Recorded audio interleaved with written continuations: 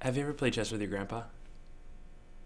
No, not your dad or your uncle or your grandma even, but with your grandpa? You don't understand. Have you ever played chess with your grandpa? Not your dad or your uncle or your grandma even. Your grandma. But with your grandpa. With your grandpa. You don't understand. Or maybe you do. Maybe it's a universal rule that the game with the agonizing lack of suspense becomes fun when played with a grandpa. Maybe every kid should play chess with a grandpa. Every kid should play chess with a grandma. Chess with their grandpa.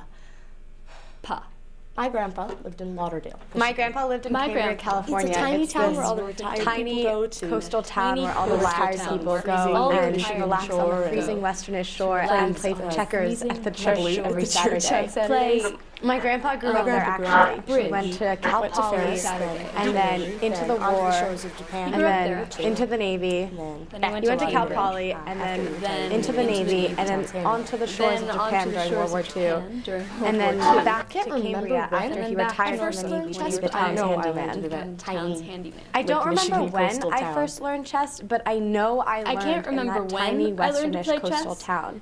But I know my grandpa had chess pieces made of ivory. They were red and white, and the king and queen were 3 inches high.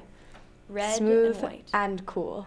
And the king and queen were 3 inches. I used to love running my fingers over them as I considered my next move.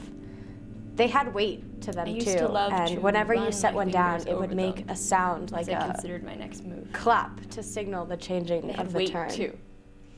And when you set them down, they made a sound like a clap to signal the ending of the turn. The most important one was patience and the value of thinking.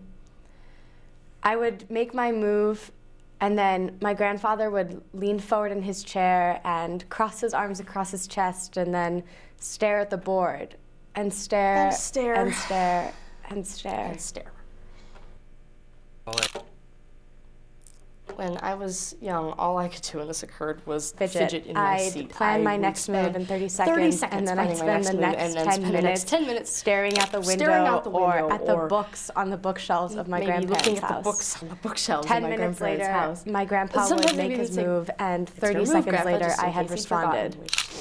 He never had. And then my grandfather would lean forward in his chair, and the game would continue like that. After many years of losing these games of chess to my grandpa, losing these games of very chess easily, I discovered that if I spent those 10 minutes thinking up strategies, I could think ahead. It helped my game, but I still never beat my grandpa. I got older, and I began to see my grandpa change. He got deaf, we had to yell, his back hurt, and he started to use a cane. My bedtime got later. His got earlier. I mostly ignored these changes. The summer after my freshman year in high school, we spent 4 weeks in Cambria with my grandparents. As soon as I arrived, my grandpa and I started planning our first chess game. About how badly we were going to win. This ritual guaranteed the winner unlimited bragging rights. Grandpa and I played the first chess game of the summer in the dining room, in the late afternoon in the dining room of my grandparents' home, surrounded by dozens of family photos. Of my grandparents' house, surrounded by dozens of family pictures. It went to me. I checkmated my grandpa with my queen and castle. I was so surprised I forgot to brag. I forgot to brag. I got home. I curled up in my bed. I cried. I didn't want my grandpa to get old. I didn't want him to leave. I didn't want him to leave Cambria.